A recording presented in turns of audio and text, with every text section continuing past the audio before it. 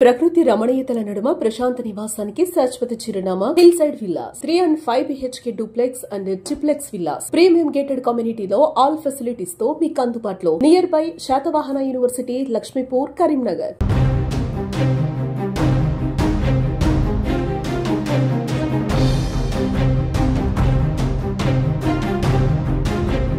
Hi hello నమస్తే, welcome to Suman TV Karimnagar. నేను లావణ్యారెడ్డి.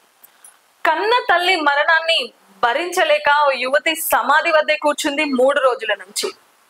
ఈ ఘటన కరీంనగర్ లోని కబ్రిస్తాన్ లో ఈ ఘటన చోటు చేసుకుంది. తన తల్లి మరణించి 3 రోజులైంది. సో 3 రోజుల నుంచి కూడా ఆ కూతురు కన్న తల్లి మరణాన్ని జీర్ణించుకోలేక తన సమాధి వద్దనే కూర్చొని ఏడుస్తూ అక్కడే నమాజ్ చేయసాగింది. సో ఈ ఘటనతో చుట్టుపక్కల వాళ్ళంతా కూడా కొంత భయాందోళనకి గురి అవ్వడం జరిగింది. కొంతమంది మాత్రం తన బాధని అర్థం చేసుకుని తన బంధువులకి వాళ్ళకి సమాచారం ఇచ్చి ఆమెను అక్కడి నుంచి ఇంటికి తరలించడం జరిగింది.